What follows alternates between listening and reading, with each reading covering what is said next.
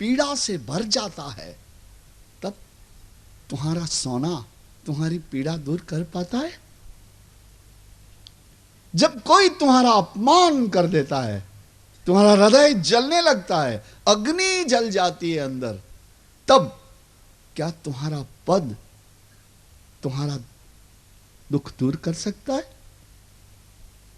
देखिए, ऐसा कहते हैं संत सरल भाषा में कि इस संसार में जल कमल की तरह रहना है।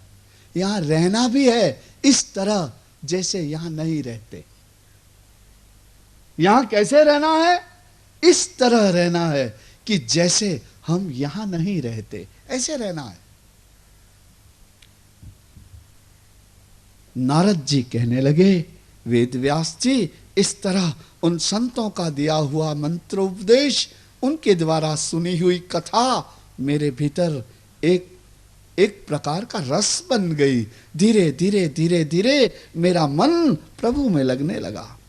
कहते हैं, एकदा निर्गताम गेहात दुहंतीम निशिगाम पथि सर्पो दशत्पदास्पृष्टः कृपणाम कालचोदितः। एकदा, एक दिन की बात है वेद व्यास जी, मेरी माँ सायंकाल के समय में, संध्या काल में गायों का दूध निकालने को गौशाला में गई, तो वहां घास फूस में रहे हुए किसी काले नाग ने मेरी माँ के पांव में दंश दिया और उसके जहर से मेरी माता की मृत्यु हो गई। तो मेरी माता की मृत्यु हुई, तो इस घटना को अनुग्रह मन्यमानः, मैंने भगवान का अनुग्रह मान लिया। इस संसार में भक्ति के जीवन में जो कुछ भी होता है उसे वह भगवान का अनुग्रह मान लिया करते हैं। वो कहीं रुकते नहीं, अपनी यात्रा नहीं रोक देते, कहीं ठहर नहीं जाते, अपने मन को कहीं फंसने नहीं देते। वो जो कुछ भी घटना होती है उसे भगवान का अनुग्रह मान लेते हैं। मैंने मेरी माता के सब उत्तर कर्म कर लिए और फिर मेरे लिए था ही क्या, मेरे गांव में, मेरी झोंपड़ी में, मैंने तो गांव छोड़ दिया, घर छोड़ दिया, उत्तर दिशा में चला गया। अनेक दिनों तक मैं यात्रा करता रहा। अनेक बड़े बड़े मैदान मैंने पार किए, नदियां पार की, पर्वत पार किए, चलता रहा उत्तर दिशा में। एक दिन की बात है, श्रमित हो गया दोपहर को, बहुत धूप लगी मुझे, अश्रमित हो गया। एक सरोवर देखा, कमल के फूलों से सुगंधित उस सरोवर में मैंने स्नान किया, जलपान किया और पास ही एक पीपल का वृक्ष था, उसके नीचे बैठा। सद्य स्नातः में धीरे धीरे मेरी आंखें बंद हो गई और मैं तो हरि मंत्र का जप करने लगा, प्रभु का ध्यान धरने लगा। अचानक मैंने ऐसा देखा अपने हृदय में, एक करोड़ों सूर्य एक साथ उदय हो जाएं और जितना प्रकाश होता है उतना प्रकाश मैंने मेरे हृदय में देखा। और उस प्रकाश के बीच में सशंख चक्रम सकिरीट कुंडलम, शंख चक्र गदा पद्म धारण किए हुए, किरीट कुंडल धारण किए हुए, कमल नयन वाले, धीरे धीरे स्मित करते हुए, हंसते हुए, उदार अंगों वाले, श्याम वर्ण वाले, शांताकारम भुजग शयनम, ऐसे श्री हरि को, नारायण को मैंने अपने ही हृदय में दर्शन कर लिया। जब कभी भी आपको प्रथम दर्शन परमात्मा के होंगे तो अपने हृदय में ही होंगे, क्योंकि वो यहीं रहते हैं। उनका नाम अंतर्यामी है।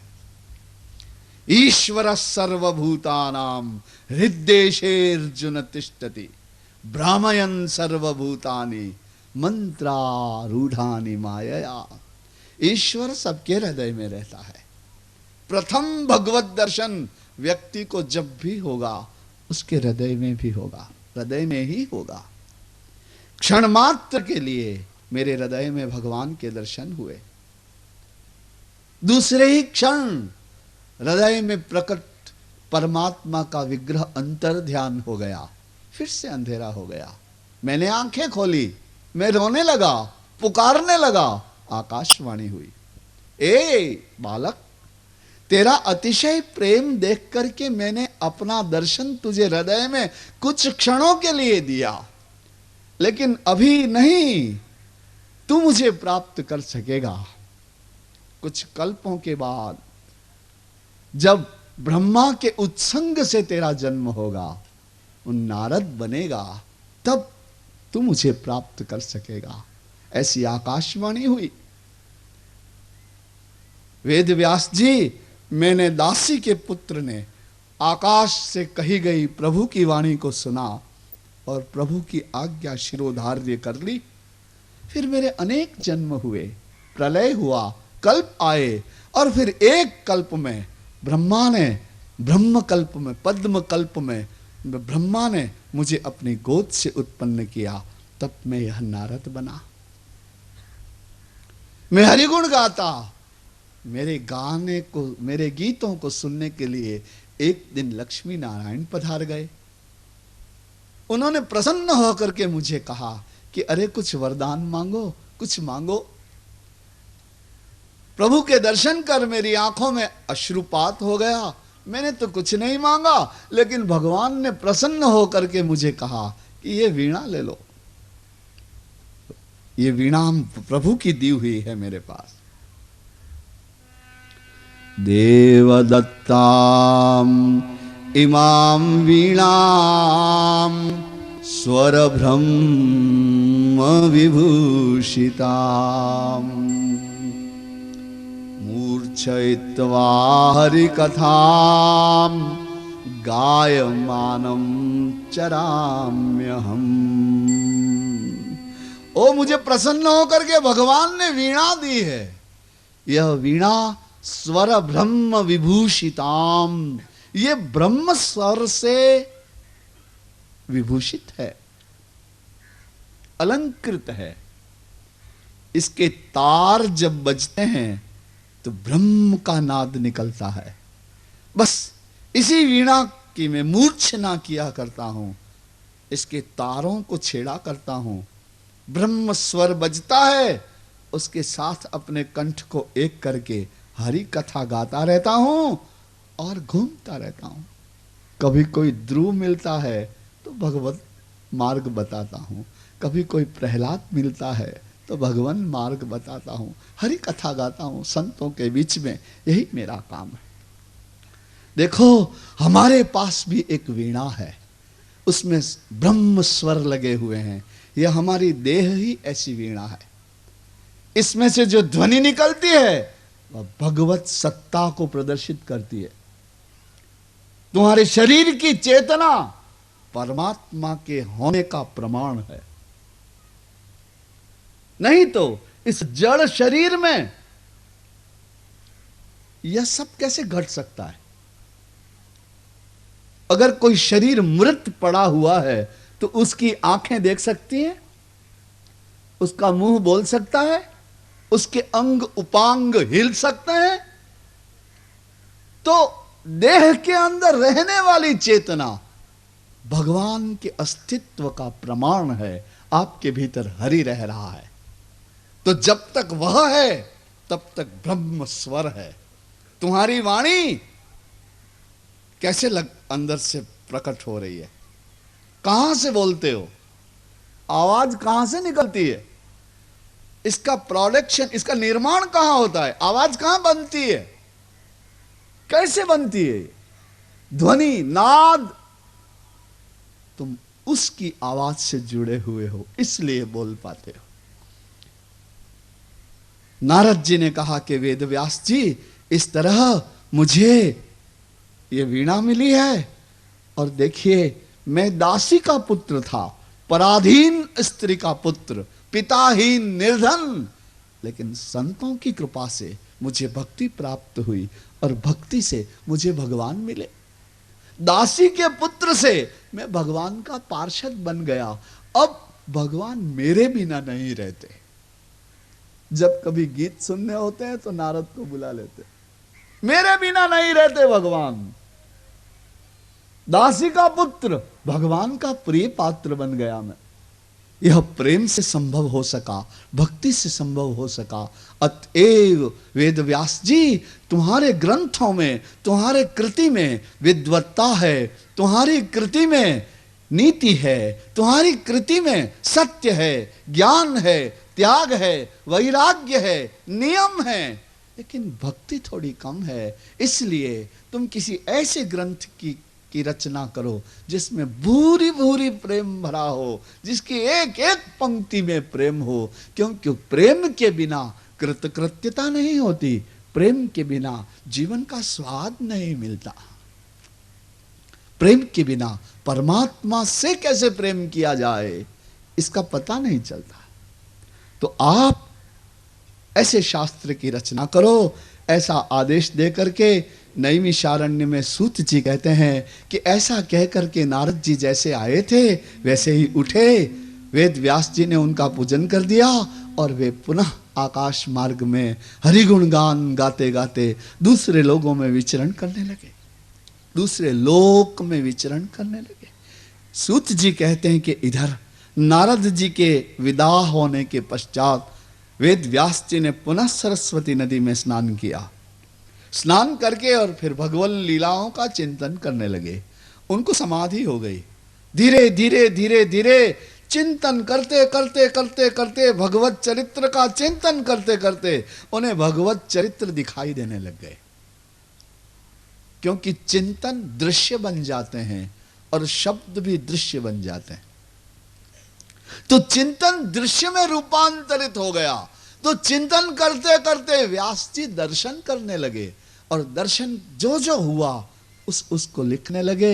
इस तरह से यह विशाल संहिता श्रीमद् भागवत प्रकट हो गई, 18,000 मंत्रों में प्रकट हो गई।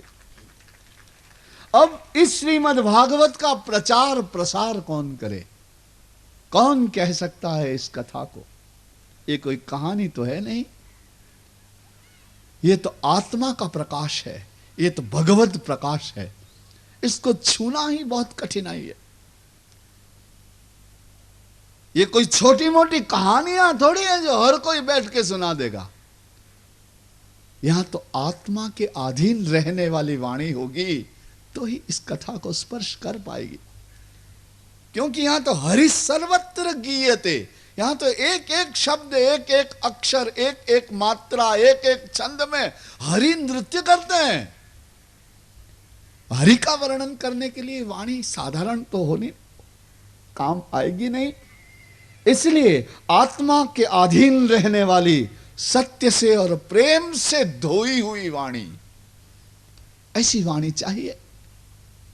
ऐसे स्वभाव का व्यक्ति चाहिए जो निरपेक्ष हो, ज्ञानी हो, त्यागी हो, ऐसा चाहिए।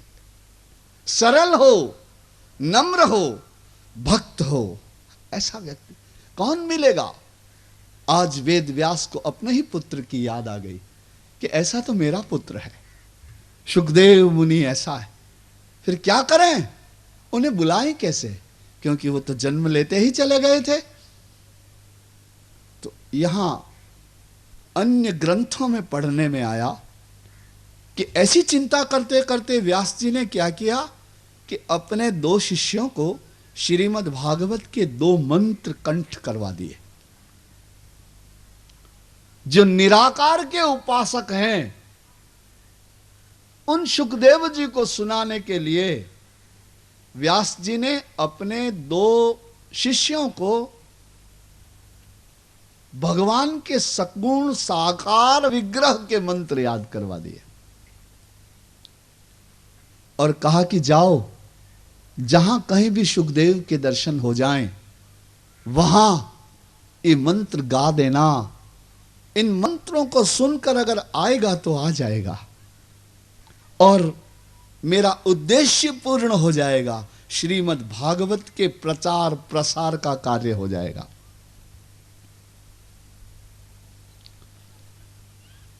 भागवत के 2 मंत्र वो शिष्य कंठस्थ करके और गंगा के किनारे सुखदेव को ढूंढने लगे। आत्मा रामश्च मुनयः निर्ग्रंथा अप्युरुक्रमे कुर्वन्त्य हैतुकीं भक्तिम इत्थम भूत गुणो हरि। देखिए, जो आत्मा राम हैं केवल अपने आत्मा में ही रमण करते हैं, जो ब्रह्मनिष्ठ हैं, जिनकी वृत्ति ब्रह्माकार वृत्ति हो गई है, ऐसे मुनिजन भी प्रेम करने लग जाते हैं। सारे संसार से छूट करके, देह गेह की माया से छूट करके, इंद्रियातीत, मन से अतीत, बुद्धि से अतीत, चित्त से भी दूर, अहंकार से दूर, आत्म तत्व में स्थित रहने वाले मुनिजन, आत्मानंद भोगी, ब्रह्म सुख भोगी मुनिजन भी प्रेम करने लग जाते हैं। क्यों? इत्थम भूत गुणो हरि। भगवान है ही ऐसे कि व्यक्ति उनसे प्रेम किए बिना रह ही नहीं सकता। उनका आकर्षण ही ऐसा है, उनका प्रभाव ही ऐसा है, उनके चरित्र ही ऐसे हैं, उनकी लीला ही ऐसी है, उनके वक्तव्य ही ऐसे हैं कि आत्मानंद के भोगी भी प्रभु से प्रेम करने लग जाते हैं। ये दोनों शिष्य गंगा किनारे ढूंढने लगे। ढूंढते ढूंढते एक जगह सुखदेव के दर्शन हुए। एक शिष्य ने मंत्र बोला, बर्हा पीड़म नटवरवपु कर्णयो कर्णिकारम बिभ्रदवासः कनककपिशं वैजयन्तीं च मालां रन्ध्रान् वेणोरधरसुधया पूरयन् गोपवृन्दैर्वृन्दारण्यं स्वपदरमणं प्राविशद गीत कीर्ति। इस मंत्र में भगवान कृष्ण के दर्शन होते।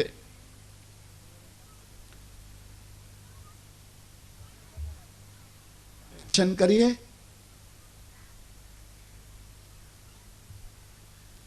देखिए, आपसे एक बात कहते हैं कि कथा कानों से ही नहीं सुनी जाती, आंखों से भी सुनी जाती है। क्यों? कि कथा एक चित्र खड़ा करती है, शब्द चित्र। उन शब्द चित्र के दर्शन किए जाते हैं। इसलिए कथा केवल कान से ही नहीं, आंख से भी सुननी पड़ती है, दर्शन करने पड़ते हैं। कथा के दर्शन होते हैं। आओ, ऐसा ही एक दृश्य यहां है। देखो जरा अपनी आंखों को, अपने देह गेह को, अपने जीवन को, अपने सुख दुखों को भूल करके देखो, दर्शन करो। सायंकाल का समय है। सूर्य नारायण पश्चिम दिशा में धीरे धीरे धीरे धीरे अस्त हो रहे हैं, लाल रंग के हो गए हैं। उनकी प्रखर किरणें कोमल हो गई हैं। हरे भरे वृंदावन में अस्त होते हुए गुलाबी सूर्य की किरणें सारे वृंदावन में फैली हुई हैं। संधिकाल, संध्या काल होने वाला। उधर दूर कहीं कृष्ण की वंशी ध्वनि गूंज उठी और वातावरण में गौओं के पांवों से उड़ती हुई धूल के बादल बन गए। कोटि कोटि गैयों को मंगलमयी, कल्याणमयी, प्रभु की नित्य सन्निधि प्राप्त करने वाली यह गोधन आगे आगे और पीछे भगवान कृष्ण मुरली वादन करते हुए, और भगवान कृष्ण के पीछे कोटि कोटि गोप ग्वाल, अनंत अनंत गायें और अनंत अनंत गोप ग्वाल के मध्य में मुरली वादन करते हुए कृष्ण कैसे दिखाई दे रहे हैं, उसी का वर्णन इस मंत्र में है। बर्हा पीडम नटवरवपु कर्णयोः कर्णिकारम् बिभ्रदवासः कनककपिशं वैजयन्तीं च मालाम् रन्ध्रान् वेणो रधरसुधया पूरयन् गोपवृन्दैर्वृन्दारण्यं स्वपदरमणं प्राविशद्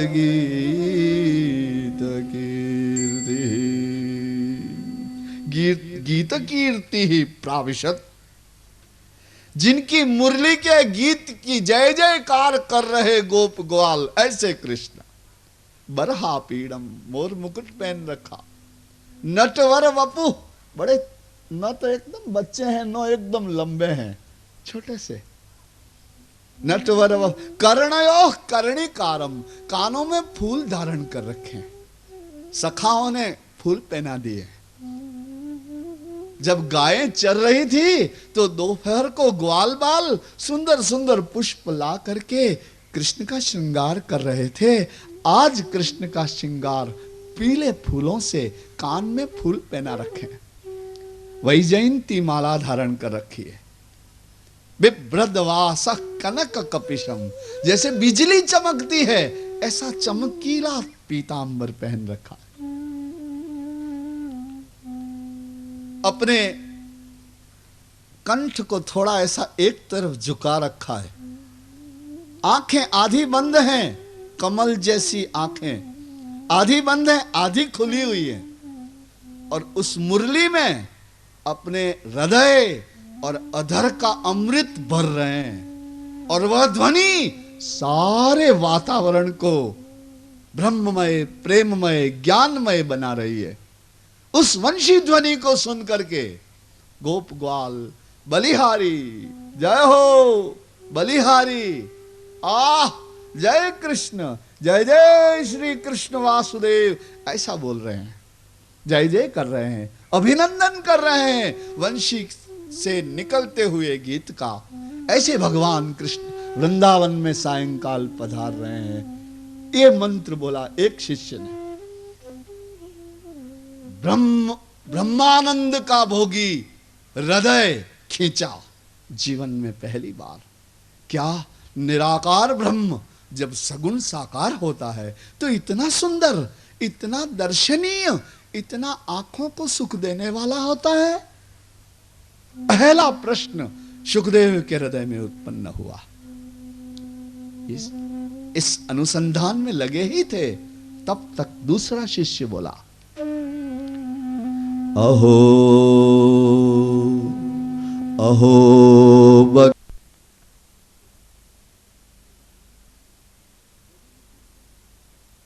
लेकिन राजा तो मुकुट भी पहनेगा, तो मुकुट भी मिट्टी का बनाओ, राजा के मंत्री भी मिट्टी का बना दो, राजा का सिंहासन मिट्टी का बना दो, राजा के कपड़े मिट्टी के बना दो, राजा के गहने मिट्टी के बना दो, राजा की सेना मिट्टी की बना दो।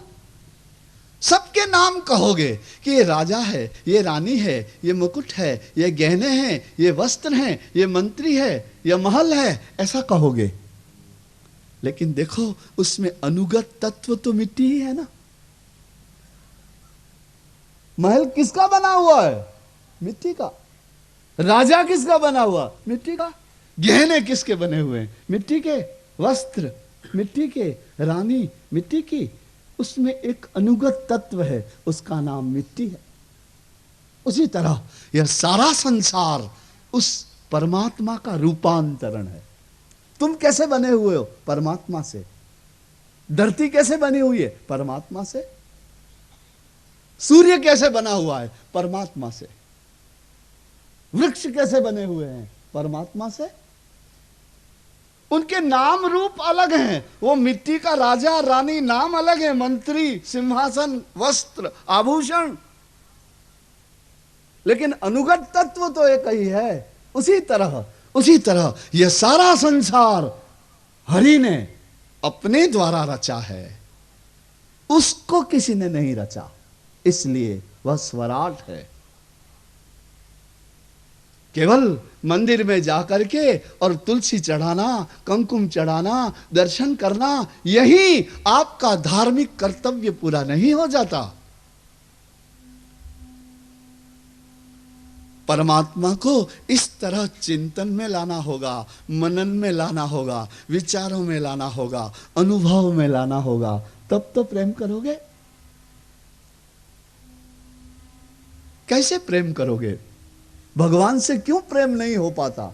इसलिए कि हम उसका चिंतन नहीं करते, उसका मनन नहीं करते, उसके दर्शन नहीं करते। इसलिए तो ऐसा सत्य रूप परमात्मा जो स्वराट है, उस परमात्मा को हम ध्यान कर में लाते हैं, उसका हम ध्यान करते हैं। आदि कवि ब्रह्मा के हृदय में जिसने ज्ञान प्रकट किया, उस सत्य रूप परमात्मा को का हम ध्यान करते हैं। वह परमात्मा तेजो वायु मृदाम यथा विनिमयो। विनिमय किसे कहते हैं? विनिमय यानी बदलना। मैंने तुम्हें यह वस्त्र दे दिया, तुमसे वो वस्त्र ले लिया, ये आदान प्रदान को विनिमय कहते हैं। तो परमात्मा ने भी अपने आप को इस सृष्टि में विनिमय किया है, इस सृष्टि में मिल गया है, सृष्टि को अपने में मिलाया है। अपने से ही सृष्टि को रच करके, अपने से सृष्टि को अलग करके उसी में मिल गया है और उसको अपने में मिला लिया है। तेजो वारी मृदाम यथा विनिमयो यत्र त्रिसर्गो मृषा। देखिए, ये वेदांत का विषय है। जितना अपेक्षित है उतना मैं आपसे कहने का प्रयास करता हूं। ये त्रिसर्ग जो है ना, ये तीनों लोक एक वेदांत की दृष्टि से देखने पर ये हैं ही नहीं, मृषा है, ये झूठे। अब देखो, कभी कभी झूठा भी सच्चा लगता है। मैं तुमको उदाहरण देता हूं। तुम रात को अपने बिस्तर पर सोए हो और तुमने सपना देखना शुरू किया। तो सपने में तुमने ये देखा कि तुम बाजार में घूम रहे हो। सपने में तुमने ये देखा कि बहुत सी दुकानें गहनों की हैं, कपड़ों की हैं, खाने पीने के पदार्थों की हैं, और तुम्हारे पास पैसे भी बहुत हैं और तुम पैसे दे रहे हो, गहने खरीद रहे हो, पसंद कर रहे हो, प्रसन्न हो रहे हो, कपड़े ले रहे हो, खाने का पदार्थ ले रहे हो, कहीं कहीं कुछ चख भी रहे हो और कह रहे हो कि ये बड़ा स्वादिष्ट है, ये मुझे चाहिए। तुम किसी गहने को देखकर प्रसन्न हो जाते हो, हाँ मेरे को ऐसा ही चाहिए। तुम खरीदते हो, पैसा देते हो, लेते हो। ये सब सच्चा है क्या? क्योंकि तुम्हारी आंख खुलेगी तब तुम अपने बिस्तर पर ही हो। वहां न कोई बाजार है, न कोई गहने हैं, न कोई दुकानें हैं, न तुमने पैसा दिया है, न तुमने कुछ खरीदा है, न तुमने कुछ खाया है, न तुमने कुछ पिया है। सब कुछ झूठा था। लेकिन जिस समय तुम सपना देख रहे थे उस समय वो झूठा लग रहा था क्या? क्योंकि सपने में सपना झूठा नहीं लगता। सपने में सपना सपना नहीं लगता, सच्चा लगता है। अगर सपने में शेर आ गया तो तुमको भय लग जाएगा। आंख खुलेगी तो तुम कहोगे शेर वेर कुछ नहीं, मैं तो अपने बिस्तर पर। लेकिन जितनी देर सपना चालू है उतनी देर भय भी है, प्रसन्नता भी है, सब कुछ है। तो वो मिथ्यात्व जो है ही नहीं, वो तुम्हें कितना सच्चा लग रहा है। उसी तरह ये त्रिसर्ग एक दृष्टि से है ही नहीं, क्योंकि एक तो हरि ही है, दूसरा कोई है ही नहीं। अद्वितीय ब्रह्म, अद्वितीय ब्रह्म, सर्वत्र हरि ही व्याप्त है। तुम्हारे मन में, तुम्हारी इंद्रियों में, सर्वत्र उसी की सत्ता है। तो यह जगत मिथ्या होते हुए भी, झूठा होते हुए भी सच्चे जैसा लग रहा है। यहां कौन किसका पिता है? यहां कौन किसकी मां है? यहां किसका अपना शरीर है? यहां कौन किसका किससे संबंध स्थायी है? आज जो तुम्हारी मां है वो अगले जन्म में भी तुम्हारी मां होगी क्या? पिछले जन्म में तुम्हारी मां कौन थी पता है? कौन पुत्र था? कौन सा शरीर था तुम्हारे पास? पिछले जन्म में तुम कौन से देश के थे? आने वाले जन्म में तुम कौन से देश की भाषा बोलोगे? उस समय तुम्हारी आंखें कैसी होंगी? क्या चिड़िया की आंखें होंगी, कि शेर की आंखें होंगी, कि मनुष्य की आंखें होंगी? कि क्या तुम पक्षी बनोगे, कि क्या तुम सर्प बनोगे, या पानी में रहोगे, मछली बनोगे? क्या बनोगे? कौन सा शरीर पाओगे? तो वो शरीर जो तुमने पाया था उसे छोड़ दिया, अब ये शरीर पा लिया, तो इसे भी तो छोड़ोगे ना, कि नहीं छोड़ोगे? क्या करोगे? अरे तुम्हारे करने से क्या होगा? तुम नहीं छोड़ना चाहोगे तो भी छूटेगा ये, क्योंकि इसका क्रम ही ऐसा है। जन्म मरण के साथ बंधा हुआ है, सुख दुख के साथ बंधा हुआ है, हानि लाभ के साथ बंधी हुई है, मान अपमान के साथ बंधा हुआ है, प्राप्त करना खो देने के साथ बंधा हुआ है। इसे शास्त्रीय भाषा में द्वंद्व कहते हैं। इसलिए जो तुमने पाया है वो तो तुम्हें छोड़ना ही होगा। इसलिए तुम्हारा मां होना, तुम्हारा पुरुष होना, तुम्हारा स्त्री होना, तुम्हारा जन्म लेना, तुम्हारे संबंध बनना, ये मिथ्या है, क्योंकि वो चिरस्थायी नहीं है ना। अच्छा, शास्त्र ने तो कह दिया कि ये सब कुछ झूठा है, तो तुमको सच्चा क्यों लगता है? क्यों?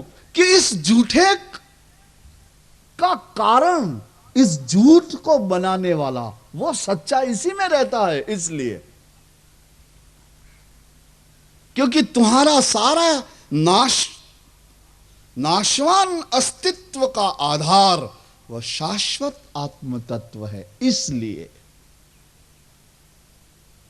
क्योंकि तुम जो मूल में हो वह उसी के अंश तो हो।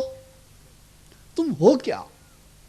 क्या आंख हो, कि पांव हो, कि हाथ हो, कि कान हो, कि हड्डियां हो, कि रक्त हो? क्या हो तुम?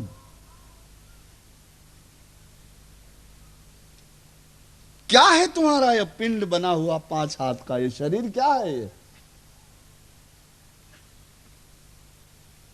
इसमें 3 चीजें हैं। देहेस्ति मांस रुधिरे भी मतिम त्यजत्वम। इसमें एक तो खून है, थोड़ी हड्डियां हैं और थोड़ा मांस चिपका हुआ है। इसी को तुम कहते हो कि ये मैं हूं, लेकिन ये तो नाशवान है। तो क्या तुम नाशवान हो क्या? तुम तो नाशवान नहीं हो, तुम तो शाश्वत हो, क्योंकि तुम शरीर में आए, तुम शरीर से जाओगे। क्यों आ गए शरीर में? क्योंकि तुमको सुख दुख भोगना है, तुम्हारे कर्म तुम्हें पकड़े हुए हैं, बंधन है। क्यों छोड़ोगे इस शरीर को? क्योंकि फिर दूसरा लोगे। इसलिए जातस्य ही ध्रुवोर मृत्युर ध्रुवम जन्म मृतस्य च। जो जन्म लेता है वो मर जाता है। ये सच बात है ना। जिसका जन्म है उसका मरण होगा ना। ये देखते हो ना तुम, जो जन्मा वो मरता है ना। तो फिर एक बात तुम नहीं देखते, जो मरता है वो वापस जन्म लेता है। ये तुम नहीं देख पाते। लेकिन यह भी उतना ही सत्य है जितना जन्म लेने वाले की मृत्यु सत्य है, उतना ही जिसका मृत्यु होती है उसका जन्म लेना सत्य है। जातस्य हि ध्रुवोर मृत्यु ध्रुवम जन्म मृतस्य च। तो इस तरह यह झूठा संसार भी तुम्हें सच्चा क्यों लगता है? यह सपना भी क्यों सच्चा लगता है? इसका एक कारण तो यह है कि सपने में से जगना पड़ेगा, सपना टूटेगा, आंखें खुलेंगी, तब पता लगेगा कि मैं जो देख रहा हूं, सोच रहा हूं, वो मिथ्या है। और एक दूसरा कारण यह भी है कि ये सपना इसलिए सच्चा लग रहा है क्योंकि इस सपने के मूल में, आधार में वह सत्य परमात्मा रहा हुआ है। इसलिए हम सब उस सत्य रूप परमात्मा का ध्यान करते हैं। सत्यम परम धीमहि।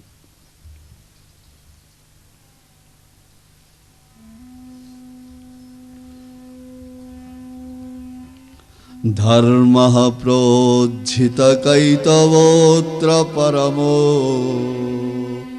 निर्मत्सराणां सताम् वेद्यं वास्तवमत्र वस्तु शिवदम्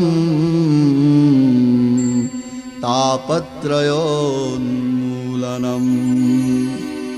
श्रीमद्भागवते महामुनिकृते किं वा परैरीश्वरः सद्यो हृद्यवरुध्यतेऽत्र कृतिभिः शुश्रूषुभिस्तत्क्षणात्। ये दूसरा मंत्र। पहले मंत्र में तो सत्य रूप परमात्मा का ध्यान किया, क्योंकि ध्यान की प्रक्रिया में तीन बातें होती हैं। एक तो ध्यान करने वाला, ध्याता। दूसरा होती है ध्यान की क्रिया, ध्यान, ध्येता, ध्यान। और तीसरा वो जिसका ध्यान कर रहा है वह ध्येय। ध्याता, ध्यान और ध्येय, ये ध्यान की प्रक्रिया है। इसमें यह तीन होते हैं।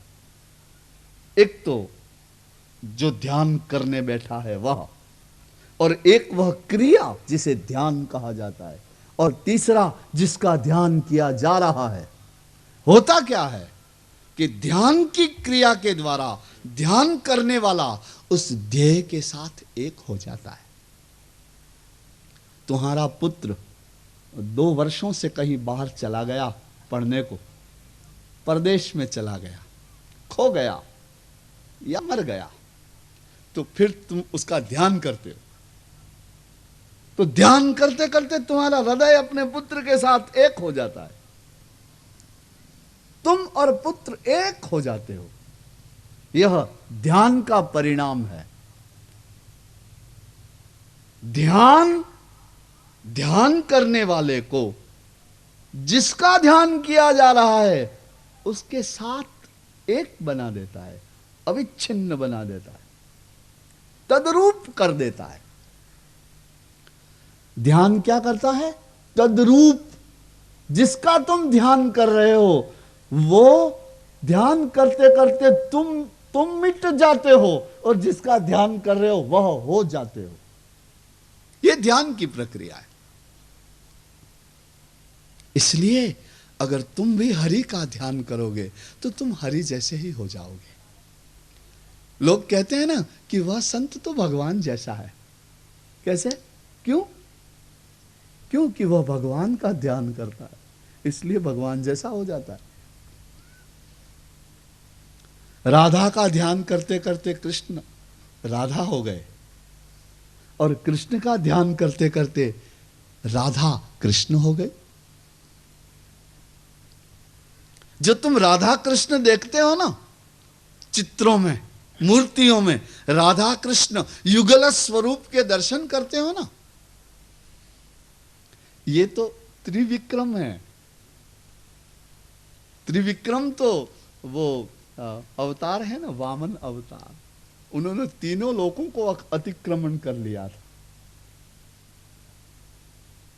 लेकिन जो आप राधा कृष्ण की छवि देखते हैं, दर्शन करते हैं ना, चित्र में राधा कृष्ण के दर्शन करते हैं ना, मूर्तियों में राधा कृष्ण विराजमान युगल रूप को देखते हैं ना, तो उसमें जो कृष्ण है ना, वो वस्तुतः कृष्ण नहीं है, वो राधा है। क्योंकि कृष्ण राधा को रटते रटते ध्यान करते करते कृष्ण कृष्ण मिट गए। सॉरी, वो कृष्ण, वो राधा कृष्ण का ध्यान करते करते करते करते राधा मिट गई, कृष्ण होके खड़ी हो गई। अब प्रेम कभी एक पक्षीय नहीं होता। एक पक्षीय प्रेम हमेशा पीड़ाकारी होता है। तो दूसरा पक्ष भी वैसा ही था। तो कृष्ण का ध्यान करते करते करते राधा मिट गई, कृष्ण हो गई। तो राधा का ध्यान करते करते करते कृष्ण भी राधा हो गए। तो जो आप दर्शन करते हैं ना, उसमें जो कृष्ण है वही राधा है, और जो राधा है वही कृष्ण है। ये तो देखो, हम जो कुछ शब्दों में बोलते हैं बहुत छोटा है, क्योंकि प्रेम को शब्दों से बोला ही नहीं जा सकता, और ज्ञान को भी शब्दों से नहीं बोला जा सकता। अच्छा बताओ, कोई मूक होता है ना, मूंगा, गूंगा, क्या कहते हैं उसे यहां मराठी में? जो बोल नहीं सकता, जन्म से ही जिसको वाणी नहीं मिली है, ऐसा व्यक्ति, उसको आप गुड़ खिला दो और फिर पूछो कैसा लगा, तो कुछ बता सकता है? क्योंकि उसको वाणी ही नहीं है, तो कैसे बता सकेगा? इसलिए जो प्रेमी है, जिसने प्रेम को भोगा है, जिसने प्रेम को जिया है, जिसने प्रेम का स्वाद चखा है, जिसके भीतर ज्ञान का दीप जला है, वह ज्ञान को और प्रेम को शब्दों से व्याख्यायित नहीं कर सकता, क्योंकि शब्द बड़े छोटे हैं, प्रेम बहुत महान है। शब्द बड़े छोटे हैं, ज्ञान अत्यंत असंख्य, अनंत और विशाल है। तो इसलिए ध्यान करते करते वो ध्याता ध्येय के साथ एक हो जाता है। ये पहले मंत्र में भगवान को नमस्कार नहीं किया गया, उनके चरणों में नहीं पड़ा गया, उनकी शरण नहीं ग्रहण की गई, क्योंकि ये सब बाह्य क्रियाएं हैं और ध्यान आभ्यंतर क्रिया है। ध्यान ध्येय के साथ आपको एक बना देती है उस क्रिया। इसीलिए यहां पहले मंत्र में सत्यम परम धीमहि ध्यान किया गया भगवान का। तो आप भी अपने जीवन व्यवहार में दूसरी सारी बातों से छूट करके, माता पिता भाई बहन पति पत्नी बाल बच्चे सुख दुख हानि लाभ ऊंचा नीचा जाति सुजाति कुजाति, इन सब बातों को छोड़ करके प्रतिदिन अपने हृदय को श्री हरि के ध्यान में लगाइएगा। क्योंकि हरि का ध्यान करते करते हरि आपके भीतर ध्यान के द्वारा पधारते हैं। इसलिए पहले मंत्र में ध्यान। दूसरे मंत्र में यह बताया गया कि इतने बड़े महापुराण में विषय क्या है, कौन से विषय पर ये सारी बातें, 18,000 मंत्र लिखे गए हैं, तो इन मंत्रों में कौन से विषय को कहा गया है? विषय वस्तु क्या है? क्योंकि भी किसी भी ग्रंथ की विषय वस्तु तो होगी ना, किसी विषय पर ही तो ग्रंथ होगा। उसका स्पष्टीकरण किया। धर्मः प्रोज्झित कैतवोऽत्र परमो निर्मत्सराणां सताम् वेद्यं वास्तवमत्र वस्तु शिवदम् तापत्रयोन्मूलनम्। श्रीमद्भागवते महामुनि कृते किं वा परैरीश्वरः सद्यो हृद्यवरुध्यतेऽत्र कृतिभिः शुश्रूषुभिस्तत्क्षणात्। कहें कि सारे मंत्रों में मैंने धर्म को गाया है। धर्म प्रोज्झित, धर्म कहा है अनेक कथाओं के द्वारा, अवतार चरित्र के द्वारा, भगवत चरित्र के द्वारा, संतों के चरित्रों के द्वारा, असंतों के चरित्र के द्वारा धर्म को गाया है। धर्म प्रोज्झित कैतवोत्र परमो निर्मत्सराणाम सताम। इस धर्म उन निर्मत्सर संतों के लिए है। वह संत जो निर्मत्सर हैं, ईर्ष्या रहित हृदय वाले हैं, निर्मल हृदय वाले जो संत जन हैं। आप ऐसे मत समझना कि आप संत नहीं हैं। जिसका मन निर्मल है वो संत ही है। वो किसी की मां होकर भी संत है, किसी का पिता होकर भी संत है, किसी का पुत्र होकर भी संत है, वो अनुचर होकर भी संत है, वो राजा होकर के भी संत है। क्योंकि संत वेशभूषा से नहीं होता, स्वभाव से होता। तो इस धर्म को मैंने किसके लिए कहा है? निर्मत्सर संतों के लिए धर्म को कहा है। और वेद्यम वास्तव मत्र वस्तु शिवदम, यहां पर वास्तव वस्तु को कहा गया है। यहां कोई आडंबर नहीं किया गया है, यहां कोई नकली कुछ नहीं है। वेद्यम वास्तव मत्र वस्तु, यहां पर जो विषय वस्तु है, वास्तव सत्य वस्तु को कहा गया है। वो वस्तु कैसी है? शिवदम, कल्याणकारी है। और तापत्रयोन्मूलनम, संसार के सारे पाप ताप का उन्मूलन कर देने वाली है। क्योंकि मनुष्य के जीवन में पाप भी है और दुख भी है। कौन ऐसा है जो दुखी नहीं है? कौन ऐसा है यहां इस संसार में जो पीड़ित नहीं है, दुखी नहीं है? तो इस दुख भरे संसार में और इस पीड़ित संसार में यह जो सत्य इस ग्रंथ में कहा गया है, वह पीड़ा और दुख का उन्मूलन कर देने वाला है। उन्मूलन अर्थात क्या अर्थ हुआ इसका? इसका यह अर्थ हुआ कि जैसे तुम किसी वृक्ष को काट देते हो, लेकिन उसकी जड़ें, उसके रूट्स, उसके मूल रह जाते हैं, इसलिए वह कटा हुआ वृक्ष फिर से बढ़ने लगता है, उसके फिर से पत्र आ जाते हैं, उसके फिर से फल आ जाते हैं, उसके फिर से फूल आ जाते हैं।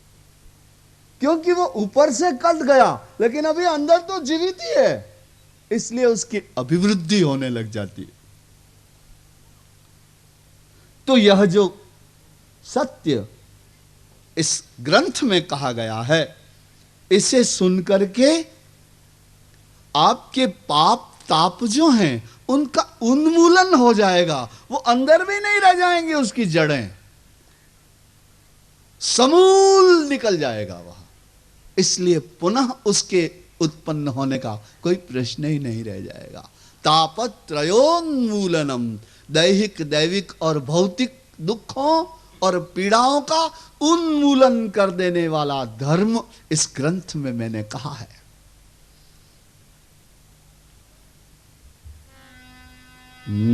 श्रीमद् भागवतं महामुनि कृते किं वा परैरीश्वरः सद्यो हृद्यवरुध्यतेऽत्र कृतिभिः शुश्रूषुभिस्तत्क्षणात्।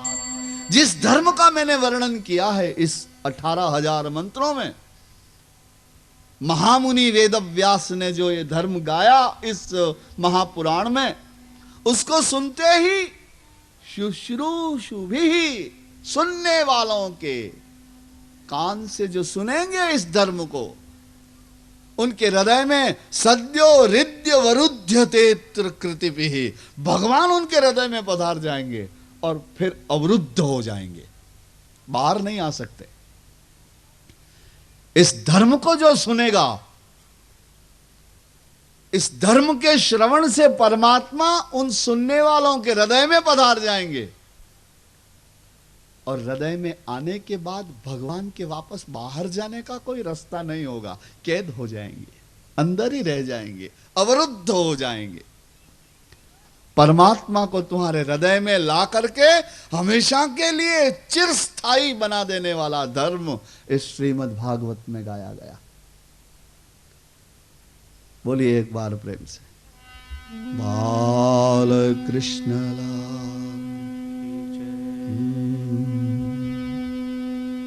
ओम नमो नारायणा, ओम नमो नारायणा,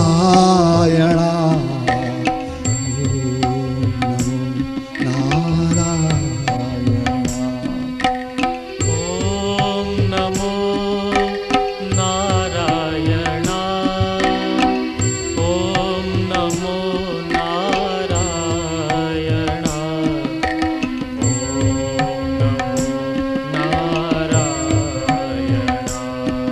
हरि ओम नमो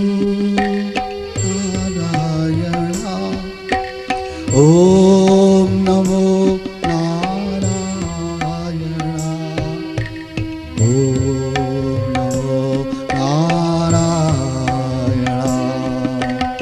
ओम नमो नारायणा, ओम नमो नारायणा, हरि ओम नमो नारायणा, हरि ओम नमो नारायणा, ओम नमो नारायणा,